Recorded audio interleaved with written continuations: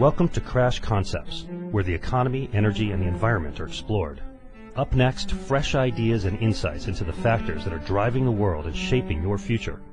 Presenting information you can't afford to live without, here's Chris Martenson. Welcome to this Peak Prosperity Podcast. I am your host, Chris Martenson, and it is November 8th, 2016. It's election day in the United States, and the polls have only just opened on the West Coast as we're recording this. So here we are in this moment of extreme disillusionment with, if not disillusionment, of the core principles, institutional structures of the United States. To hear both sides sort of looking at this, and the intensity is amazing. But if we take a very large set of steps backwards, the major predicaments of the nation and the world will prove to be utterly immune to political leanings and various minor, even major policy tweaks and wiggles because, drumroll please, the world has a math problem. Or rather, a set of related and interrelated math problems, which collectively, in many cases, sum up to equal a predicament.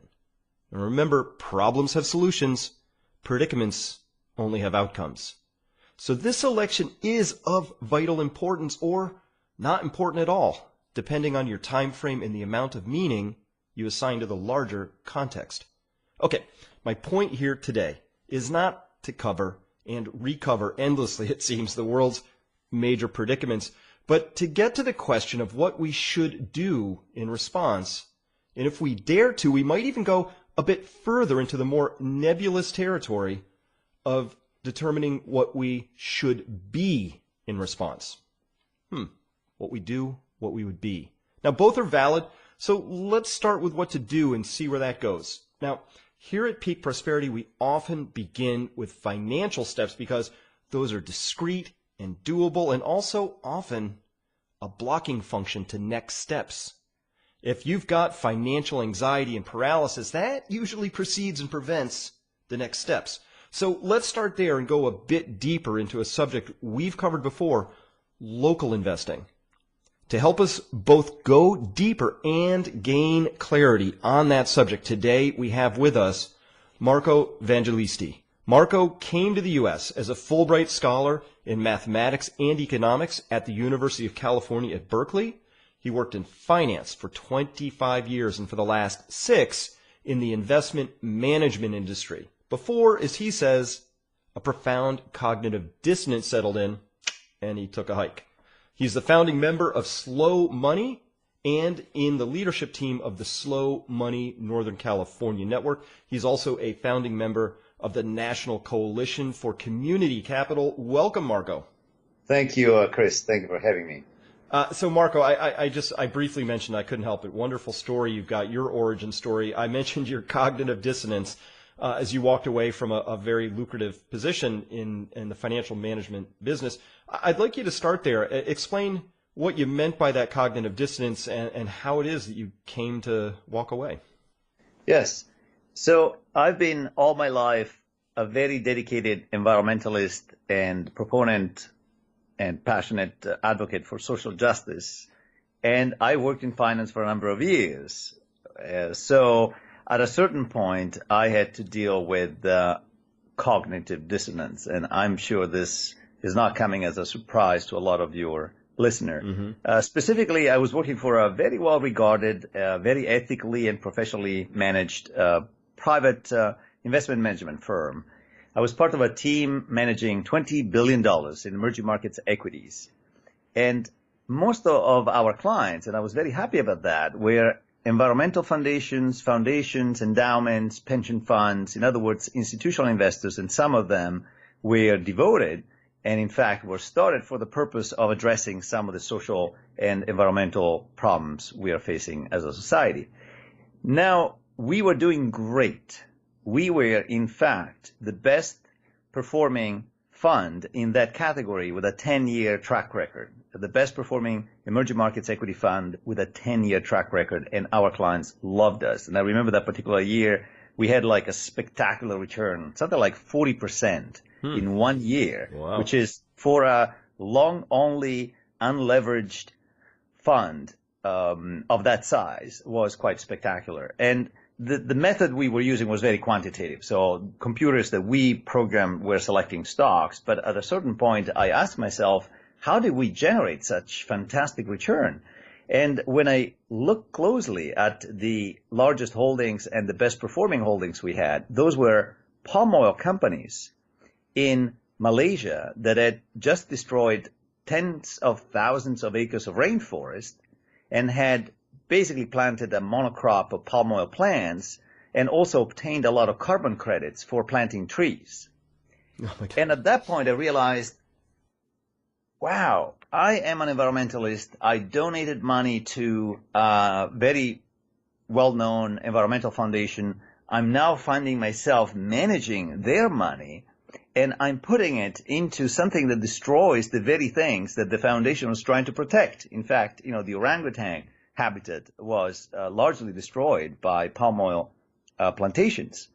And as you might imagine, that's a big cognitive dissonance. I remember asking the chief investment officer of this environmental foundation, are you not concerned that the money of your foundation is invested through us in something that is destroying the very habitat your foundation was created to protect? Right? That's kind of the key issue, I think, in finance, is that we are just paying attention to risk and return and liquidity, and we're blind mostly or unaware of all the other known financial impacts that our investments are creating. And so at that point, and the chief investment officer actually had a good reply given his position. He said, look, I'm on the investment side, and my task is to maintain the assets of the foundation in perpetuity. Notice a luxury that we don't afford the 10,000-year-old rainforest, right? But once we have financial capital, that's what we're trying to do. And I need to grow the foundation's assets enough to cover, its expenses and its operations and its wonderful programs, including trying to save the habitat of the orangutan, right? So you can see that at that point, I had no choice once I understood how things worked to walk away from the financial industry and from a very high-paid job at that. And that was 2009. I don't know if you're. No, I get that absolutely. And but that was not an easy time to walk away from a nice job. No, very hard, very hard. So there's courage obviously involved, which I hope we can get to in a second in jumping off. Something I've done as well. We have a similar sort of an origin story, you and I. This cognitive dissonance, really important though. And you're talking about it at your personal level, but I'm talking with somebody who's trained in math, so I have to take this opportunity. Let me run this by you. So let's start really on the outside of this world of investing, and let's imagine now we get to choose. So we're in a world, it's composed, say, of only the most ecologically minded, socially conscious investors anywhere, and they have access to only the most amazing companies with amazing ecologically friendly products. And speaking to this story of talking with the CFO of this organization, let's replicate this person's interests across all these investment funds.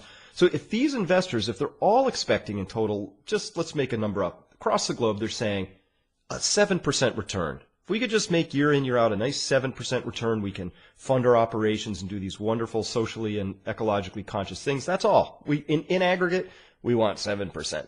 Well, what they're saying, though, when we just unpack that slightly, is that they're expecting to double the size of their portfolio every 10 years, which means the companies that are invested in have to be worth twice as much every 10 years, which, using a few fingers, toes, and a distressingly short series of doublings, we have a math problem that I opened with. I mean, isn't this sort of lurking there cognitively, dissonantly under the entire industry, no matter how socially responsible, which is we can't all be expecting exponential returns forever? Well, that's a very good point, and a point that I'm actually making. So you're referring to a couple of things. One is what is called financial intensity. The financial intensity of an economy is what is the value of the stock market and liquid bond market relative to its GDP, right? So that's a first good starting point. So we say if you take, for example, the GDP of the world in, let's say 2012, that was $70 trillion, right? And then you look at the liquid financial capital. This is stock markets and bond markets. So it's not the entirety of investment capital, just the liquid one in those two asset classes. That was $212 trillion, which is 3 times the size of the GDP. That is called financial intensity. And 300% financial intensity worldwide was the highest number we've seen in the history of humanity. And since then, we've exceeded that. So there is one angle that says how much of the economy or the assets in the economy are tradable and are part of the stock and bond market. And then the other question is, where does that money come from in the first place? In other words, what is the process by which we had, for example, a few $1 trillion worth of liquid capital in the 50s, and now we have, more than 300 or certainly more than $200 trillion. And this is another point that maybe, you made in your book, I'm doing in a slightly different way, but we go to the same fundamental crux of the matter, which is money is an accounting entry. Money is created in the process of banks and central banks expanding their balance sheet. And this is a very hard thing for people to understand, that money is not a thing, but is an accounting entry. And as an accounting entry, there is no limit as to how much of it we can theoretically create.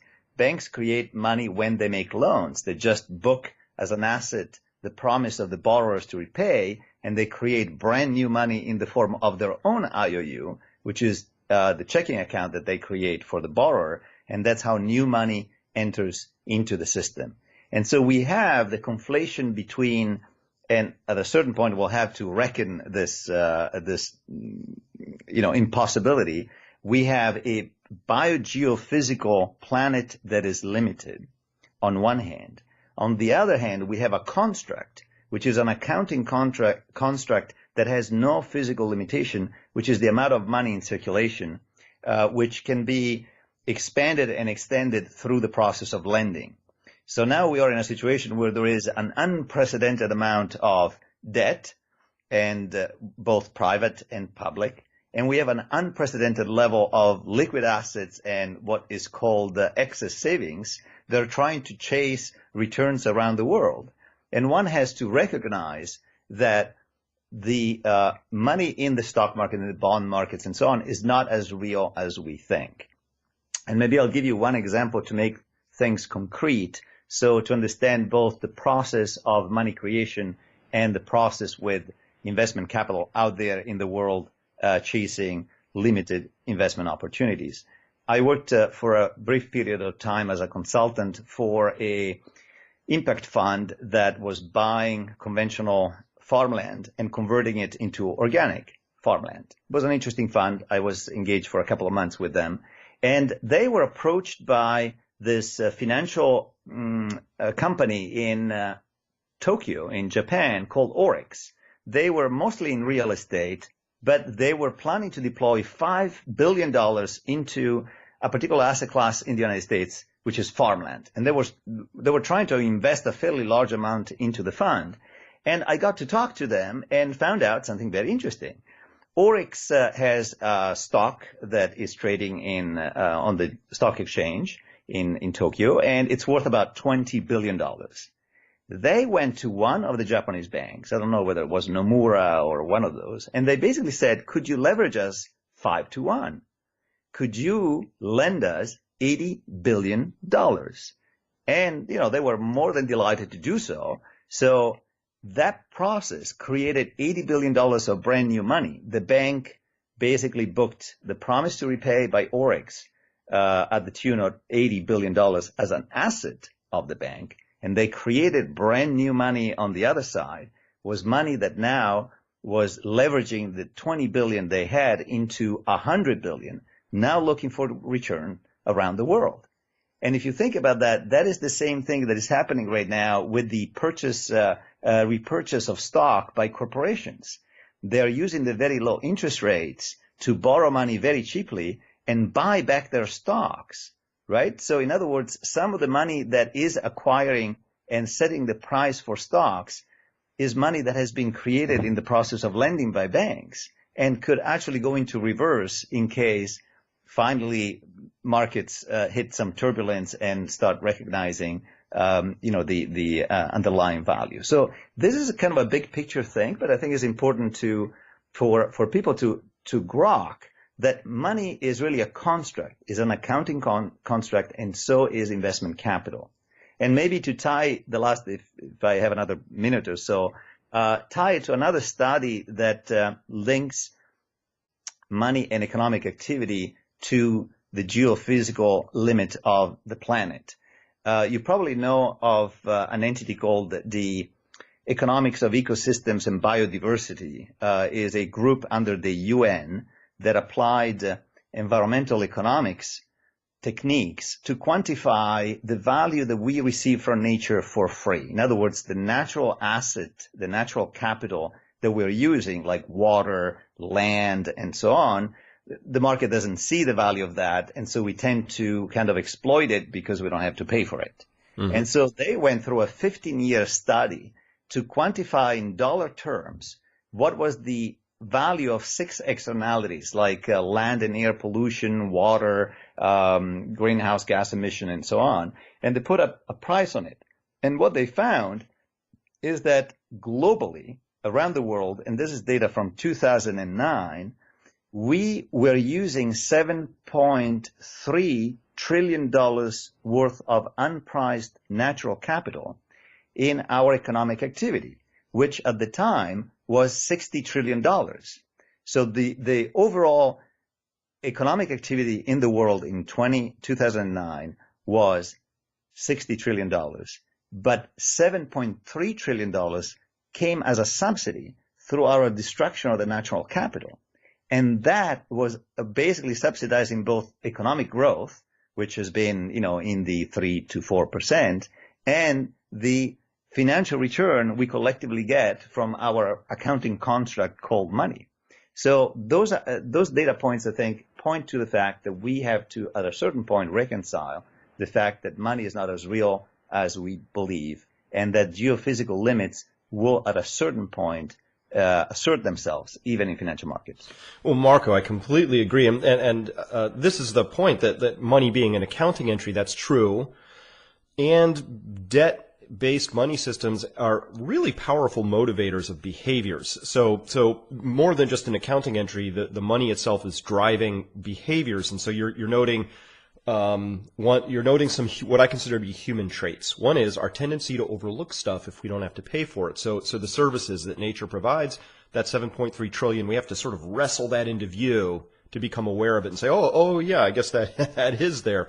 And then on the other side, of course, we are consuming non-renewable natural resources, and those are a cornerstone of much of our economic activity. So you introduce the concept as financial intensity.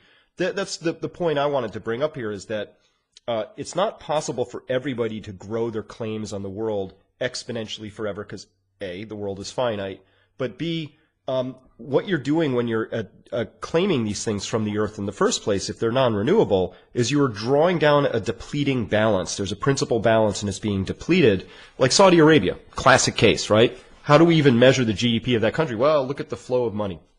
But in truth, that flow of money is sitting on a spring that's bubbling out of the earth that's going to go dry someday. And then it's a very different proposition at that point. And so there's a larger inconsistency here between our system of money in this world we live on. And that, I feel, is what's coming to a fore here in this moment. Echoes of that in our political system as people are increasingly uncomfortable, but maybe not for the reasons they originally recognize. Your grounding and coming from the environmental side mirrors mine. That's where I started my life. And so I have a rooting in that I can't let go of, that I say, gosh, if we wreck that, what's the value of anything? Right. And, the other thing is another way of saying the fact that we're using $7.3 trillion worth of natural capital every year to subsidize our economic activities, to say that we're treating nature as a business in liquidation. Right? Yeah. We are taking the assets and call that, economic activity and financial returns and everything else and progress. But in reality, we're actually liquidating the very existence on, the very ecosystem on which our existence depends. So those are very big issues. But I guess abstracting from that and moving beyond the narrow lens of conventional finance. So, when I talk about the financial system and local investing, I always start from the big picture and say, don't think that your well-diversified portfolio is as safe as it is, but also go beyond the risk and return narrow lens of finance. Finance only looks through the lens of risk and return only in financial terms. We actually need to pay attention to the fact that our investments are actually building the world we're living in. And so if we don't like the world that we're seeing, in part, that is due to the type of investments we've been making. And so the idea of moving beyond the narrow lens of conventional finance and bringing in non-financial considerations when we make investments, this is what you would call impact investing, right? So to say, yes, we're trying to get a return. You make a very good point that we cannot all get a return on this capital because it's too much and cannot grow forever. So at a certain point, there's going to be some reckoning in the financial markets of that reality, which could potentially be a situation similar to the one that Japan is going through, which is a balance sheet recession where, to reduce the excessive amount of debt, you have a grinding, deflationary spiral in which the economy finds itself. So we could see that. And obviously, when there is deflation, real assets lose value also. Right? So there's that to consider. But the other one is, why don't we use our investments to build the type of world we want? And what better way of seeing the known financial aspects of an investment than to invest locally, where we can taste and see and appreciate and feel the known financial benefits of it. And maybe I'll give an example because this concept can feel very abstract, but there is a restaurant here in Berkeley called Gather Restaurant. It was started by a friend of mine, Ari Derfel, and his partner, Eric Fenster, in 2009. And they had, two young entrepreneurs, this big dream, and that was their first restaurant, and their plan was to use recycled material for building the interior, to source organic food from local organic farms, and so on. And I've been involved in Slow Money, so I'm all about supporting the local food shed and the food producers that are taking care of the land and the people. And so I love the project, but from a financial standpoint, that 80% of the restaurants fail, especially a restaurant that is started by someone who has no restaurant experience, right? And so from a financial standpoint, I was looking at the picture and say, okay, 80% of the chance I'm going to lose everything I invest in, right? Mm-hmm. And 20% of the chance I might get a good return. But, good for a restaurant that just distributes the profit, maybe 20%. This means that my expected return was minus 76%. That's basically, if you do the math, that's what I expect. If you go to a financial advisor and say, what do you think about this? The financial advisor will say, forget it, right? Mm-hmm. But I did it in any case because of the known financial benefits to me. And one is, I get 1% of what I invested every year in food at the restaurant. So that's cool. If I stick around for 100 years, I get my investment back in food. The other one is I want to feel part of the Berkeley community. I want to support this young entrepreneur friend of mine. I want to support the farms that are supplying to the Gather restaurant. I want to, feel the psychological juju of inviting my friends from out of town to my restaurant, right? You see what I'm saying? Mm-hmm. So the fact that we were talking about a local investment allowed me to appreciate sufficiently the known financial aspects of it, so that I could overcome the strict math and accounting that would tell me this is not a good investment. So I think that perspective should be one to entertain with at least a part of one's portfolio, especially because I wouldn't be as secure about the financial returns that the conventional part of the portfolio could deliver. Well, so let's talk about that transition then to connect these dots. So you left this world of, I'll call it high finance, and now here you are. First, how long did that process take? And two, second, did you How much of your funds did you move from that world of what I'll call traditional investing into this world of local investing? That's a very good question. So here is the funny thing. And I have to make a little confession here. I left my job in 2009, and that was a very large financial loss for me, as you can imagine, right? Mm-hmm. And I'm not super rich, so I do have some savings, of course, but whatever return is generated from those savings, it's like a couple of orders of magnitude smaller than the type of salary I was receiving every year or every month, right? But it took me an additional 3 years to align my investment portfolio with my values. I kind of sat on it. I left the job, so it was very easy for me to align my livelihood with my values. Mm-hmm. But I sat on that portfolio for 3 years until I realized I really need to get my act together. And so what I did at that point is I sold everything and liquidated everything for which I didn't have complete transparency and understanding of what it was doing out there in the world, which basically meant liquidating the entire portfolio. And what I did at the beginning is I put it all with RSF Social Finance.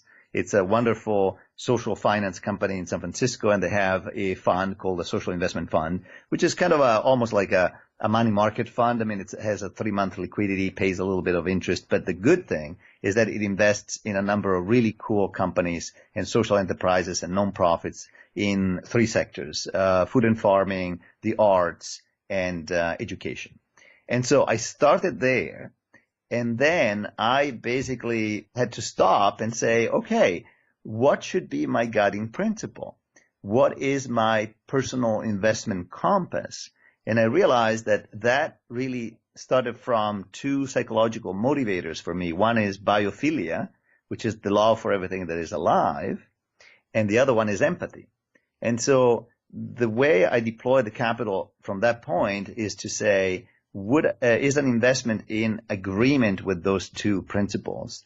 And if yes, let's establish a relationship with either the person that is managing the fund, in this case RSF Social Finance, that I've known for a long time, or the entrepreneur that is seeking capital.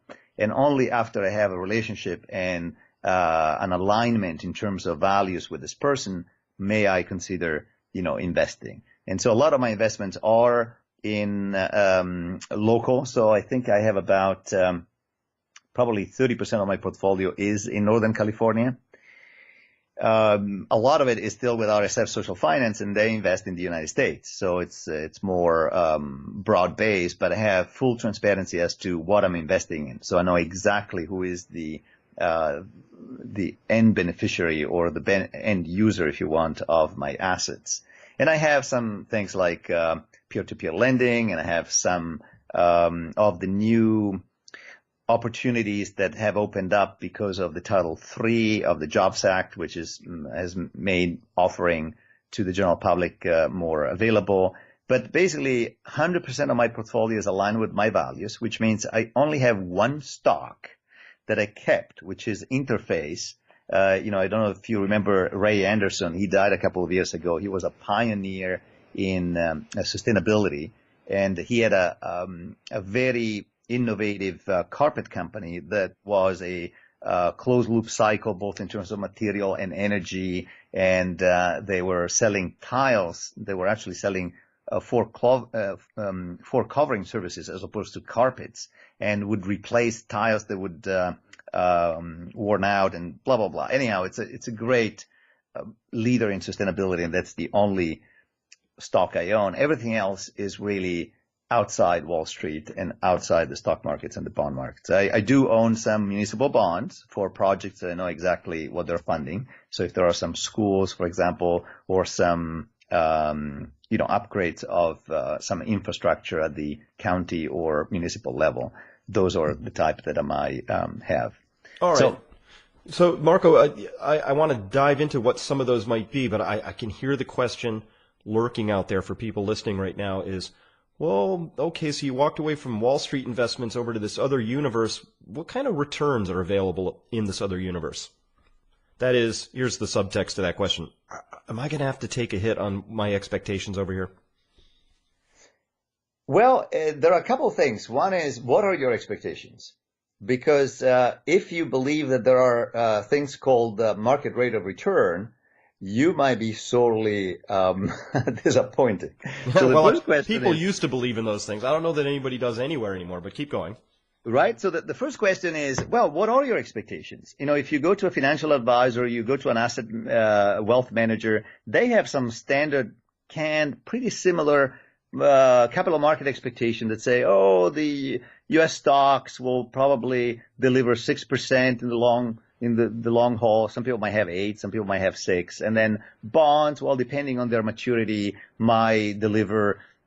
Well, now they realize the interest rates have been taken down a lot by the Federal Reserve, both on the long end and short end of the yield curve. So they might say, they might deliver 3 to 4%, depending on which bonds you're looking at, right? International equity might be 6%. Well, that very much depends on which period you're looking at. So if you're looking at a 100-year period, guess what? Those returns are not that high. If you're looking at the last 40 years, they're very high. But I would argue those reflected a period that is not going to look at all like the next 40 years or the next 20 years.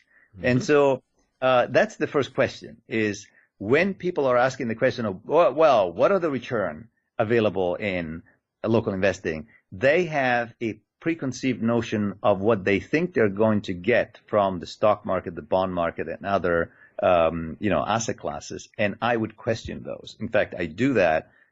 Maybe I'll get to talk about it. I do offer a day-long workshop where we actually cover all these topics. And one of the things I do is challenge capital market expectations and say, after the massive liquidity maneuvers of central banks and repurchases by corporations, you have both the bond market and the stock market positioned at values that are going to deliver a much weaker, if not negative, return over the next, 5 to 10 years.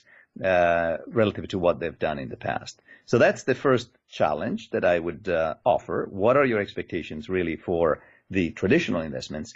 And in terms of local investing, the answer is local investing is so heterogeneous that it's not an asset class. And so the return pretty much depends on your trade-off between the heart and the head when you're looking at a business. In other words, when I looked at Gather, right, if I just use my accountant hat, I would say minus 76%, bad investment, right? But I also did it because of my heart, and so I went ahead and made that investment. Does that mean that all local investments are negative expected returns investments? Absolutely not. There are, a lot of the investments I make will have a positive return, albeit a smaller positive return than usual. I mean, that's part of, for example, in the slow money world, we do mostly loans, and the interest might vary from, let's say, 0 to 8%. But, an 8% loan might be to a company that is in a more early stage of its development and may warrant a higher, compensation for risk. But nevertheless, 8 might be okay. And if they do well, we get 8%. So it very much depends on what is your trade-off between heart, mind, and gut when you're looking at something. And in the case of my portfolio, I've gone, whole hog, right? So the entire portfolio is aligned. I have about half of it for which I expect a positive return, and I think I'm going to get it, like in things that are very safe. For example, Northern California Community Loan Fund is a CDFI that has a revolving loan and does funds low-income housing and property acquisitions for nonprofits. They never lost a penny for their investors in 30 years. And I think I'm going to get the 2 or 3% that they promise. Now, in the case of RSF Social Finance, the same. I have something in Equal Exchange Notes. It's a $60 million fair trade company that is a worker-owned cooperative that has been really at the leading edge of what a good business is, and a business that is supporting the third world and doing good things out there. So there is basically a good portion of my portfolio for which I think I will get a positive return. And there is a slice that is kind of deep impact, things that I really care about. And I'm prepared to have maybe a slight negative return overall, once you take everything in consideration. But that's fine, because I view the non-financial return of that part of the portfolio as building the world I want to live in and build the community I want to live in. And so to a certain extent, when I walk downtown Berkeley and I see the various businesses that I have supported with my investments, I'm actually enjoying already the fruits of my investments now. And unless you're in the positional game of saying, I want to keep up with the Joneses and beat them by a little bit, then your money is really there, not just to see it grow until you die with the largest possible amount of money, but it's there to fund your life experiences and your retirement. And if that's the case, why don't you take some of that now and start improving the very world in which you live and in which you will retire? So that's kind of a very long, convoluted answer to your simple question. Well, I just wanted to make sure that this wasn't some opposition. The world you came from said, oh, well, we look at return, we look at risk and liquidity, we plot these three things. Hey, look, we've got an efficient frontier. It all makes a lot of sense. I just want to make sure you weren't over here plotting, what did you say, heart, mind, and gut, and coming up with an inefficient frontier or something like that. It's not in opposition to regular investing. It's a different take on it entirely. So it involves what you just did there with that, as you said, long, convoluted answer, is begin to redefine investing, which is something we support at Peak Prosperity a lot, which is, hey, there's the simple thing is I put X amount of money in, I get Y amount of money out. That's what the return is. And of course, people have been wrestling with this for a long time. People, planet, profits, triple bottom line, however you want to look at that. But I think what you're saying is that for the people listening who want to begin using their money, they should decide for themselves what they really value.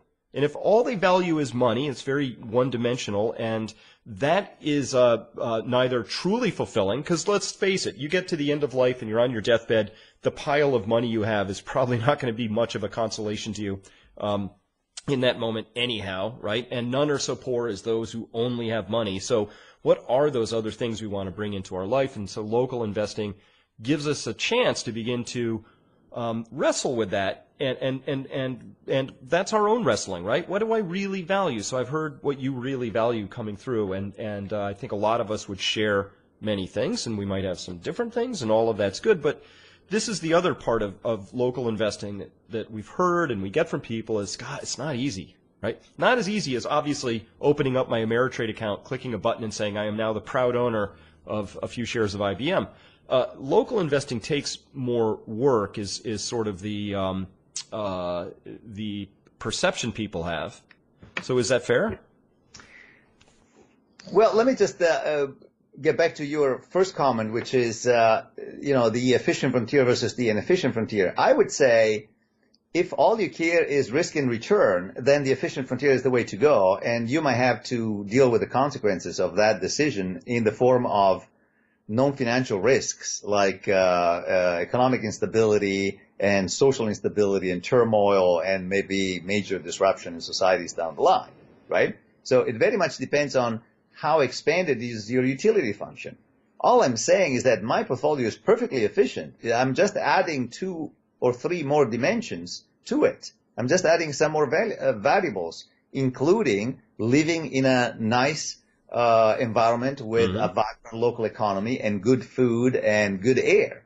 Now that is a value to me, and I can make decisions about investing that includes those considerations. So from my standpoint, my portfolio right now is much more efficient than the one I had before, because before I was narrowly focused on just financial risk and return. But nevertheless, and the other thing to ask, I think, is more fundamentally is, what is the money there for? In other words, and this is really key, and your audience needs to have this conversation with themselves. Why do I need the money? Is it because of the positional game, whereby, if you buy your 50-foot yacht and your neighbor has a 70-foot yacht, all of a sudden you need a 100-foot yacht, right? Mm-hmm. If you're in the positional game, there are a couple of bad news for you. One is you'll never feel financially secure, because your financial security is tied to your pecking order in society, and there is no limit as to how high that ladder can go. And the other thing is you'll never have enough. But if that's not the case, if you're fortunate enough, let's say you're the 5 or 10% of the population that is not engaged in that positional game, then the money is there to be used in some form, whether it's, to leave it to your kids or to use it in retirement or to enjoy life. And so in that context, you're not here just to grow it. You are here to steward it, of course, and to make it last until you last, and to fund the things you want. And so to a certain extent, I see my negative return on a slice of my portfolio as taking a little advance of that retirement cash that I would be using. I'm just using it now, right? I'm using it now to build a community and an environment where I'm enjoying living, and that, will be good for not only me, but also the people around me. But to answer your final question, which is, isn't it hard to do local investing? And I want to look to talk about an analogy. Think about the food system and think about how we were feeding ourselves, let's say 50 years ago. And again, I understand the role of women and how that has changed, and I'm not harking back to, the good old times. But the reality is that if you look back 50 years ago, most of the meals were prepared at home, and we were much healthier then. We would spend 15% of our disposable income in the 60s in food as a nation, and about 8% in healthcare. Now we're spending 9% for food and about 18% of our GDP in healthcare. So what has happened? Provisioning food and feeding ourselves has become super easy, right? You go to the shop, you buy a TV dinner, you slap it in the microwave oven. In 30 seconds, you have your dinner ready. You eat it in front of the TV, and then you don't have to wash dishes. You just toss the whole thing away, right? Great convenience, very easy. Like going on Schwab and buy a share of IBM. Fantastic. Now that had costs, and the costs, as I mentioned before, are healthcare costs, right? It has been really cheap and really easy to feed ourselves. So now we can have everybody in the household working, by the way. And maybe 50 years ago, one of the two would stay home and cook and take care of things. But nevertheless, the convenience came at a cost. And what I'm suggesting now is, I'm not suggesting that people go from TV dinners to cooking every single meal at home. Is very unrealistic. But one thing we could do is to say, let's cook one meal at home and invite a few friends and turn off the TV, which is something maybe that right now or in the last couple of months would have been very healthy for us more often. Absolutely. And let's have a conversation. And I would say, is that inconvenient? Sure. It is a little bit inconvenient, but the benefits are enormous, right? Because if you go to the farmer's market, you get some air, you select a couple of things, you learn a recipe, you cook it, you invite the friends, and you eat it.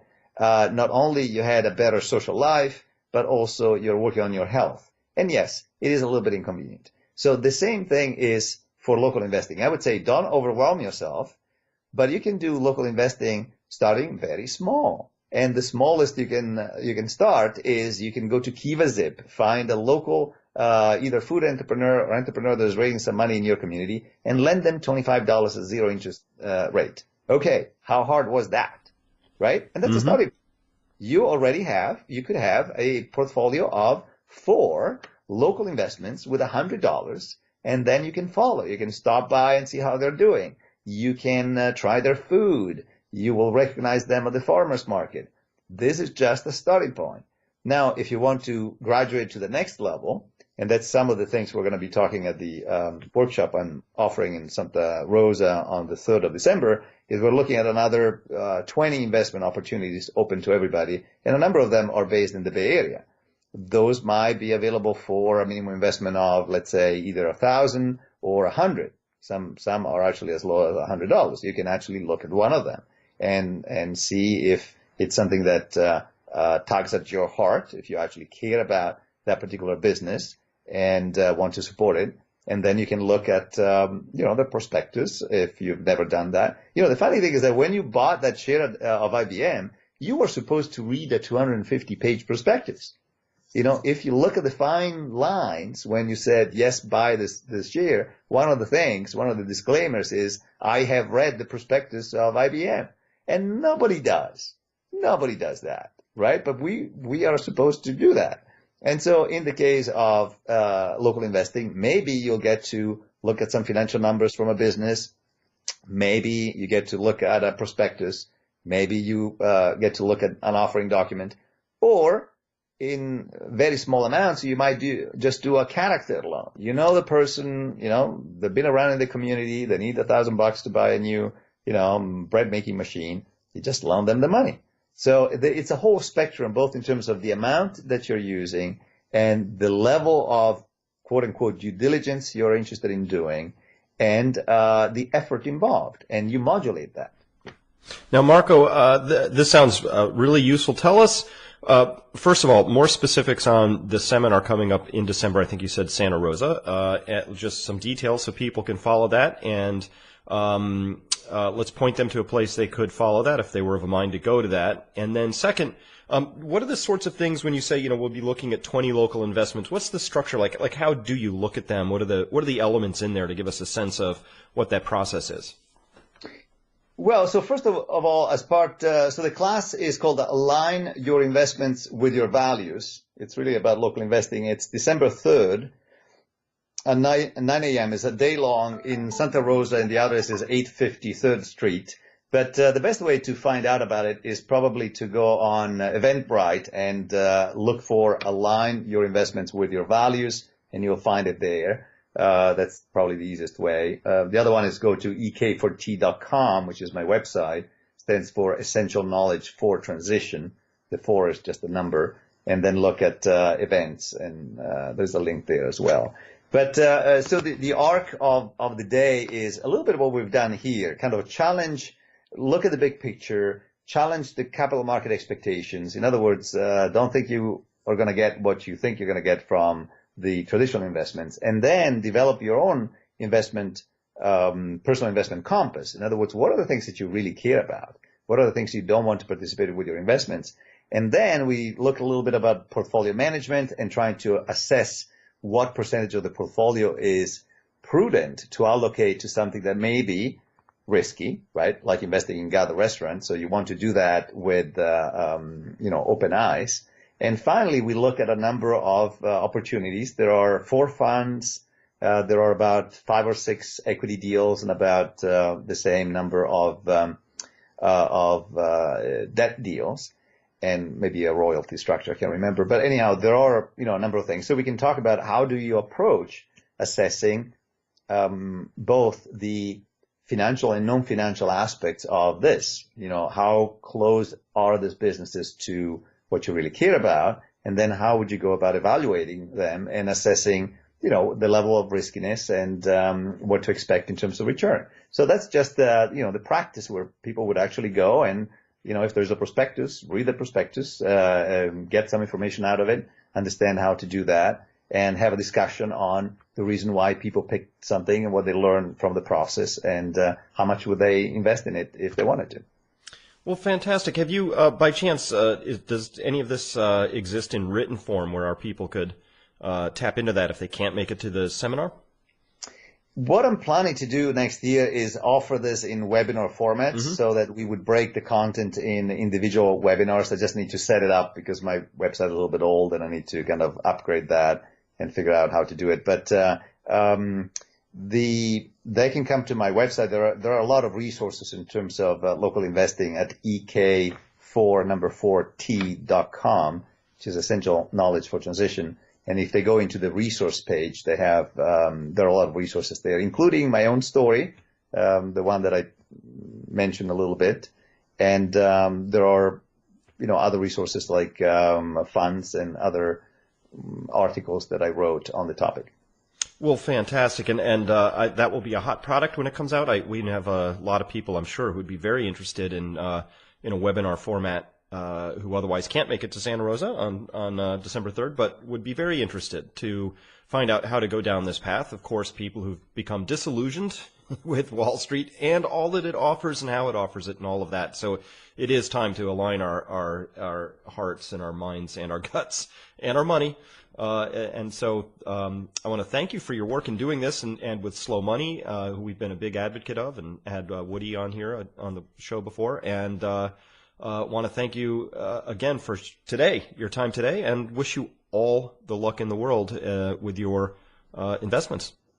Great. Thank you, Chris. Likewise. Thank you.